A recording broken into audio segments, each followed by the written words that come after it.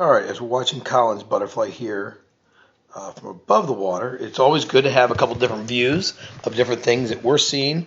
And while we like the underwater views because that's what we don't get to see, we do see above the water is equally as important because a lot of times, let's be honest, you guys don't really see how it is you swim.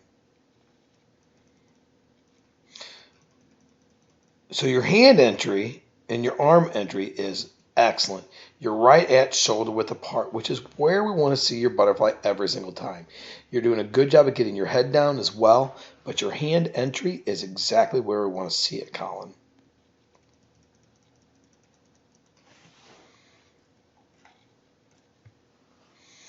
As we get in here to the breath, we can see how quickly and early we breathe, but we can also see, look how high that chest is above the water. And your eyes are actually more looking on an angle up when you first came up. You want to make sure that chin is really more skating right above the surface. So keep your head up, but just barely above the water, not chest above the water. So lower your chest a little bit, lower your shoulder a little bit, and keep that head right near the top of the water. Good job of getting your head down quickly. Your arms are a little bit bent. Make sure you keep your arms a little bit straighter on the above water recovery.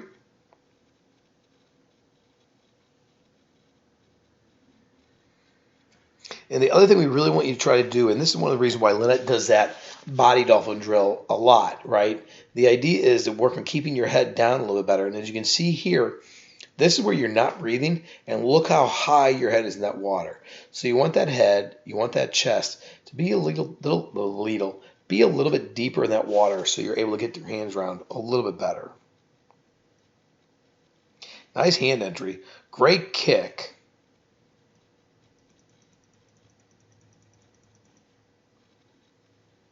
Yeah, your kick is fantastic.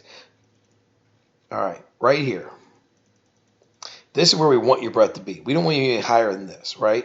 But as you see, lift up, up, up. So you kept going up a little bit too high. Work on just getting that chin.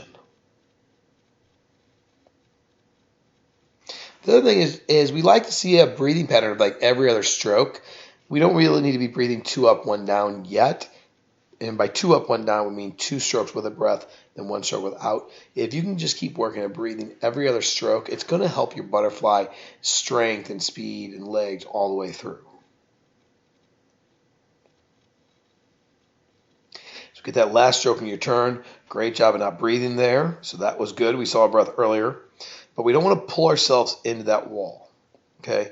You can see right here what you're doing. You touch that wall and watch how those elbows bend. So you're pulling yourself in this way, and then you're going up this way. So you're pulling yourself in and up. Ideally, we'd like to see your shoulders right at water depth. You can see here about half your back is above the water.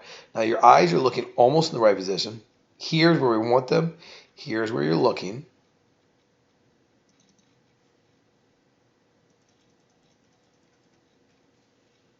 And then this hand comes above the water for some reason. So don't let that bottom hand, remember, that tucks into your side and then turns underwater. It doesn't come above the water.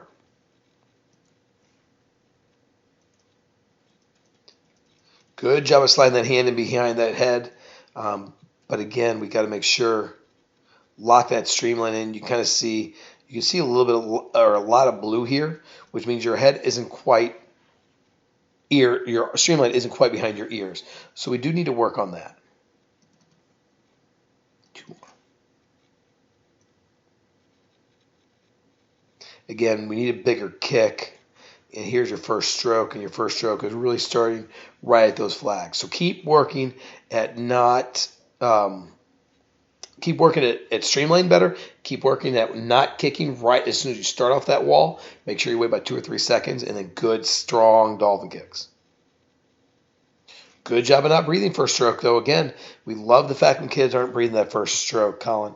That means that you're paying attention, you're working at it, and you want to continue to succeed. So keep it up.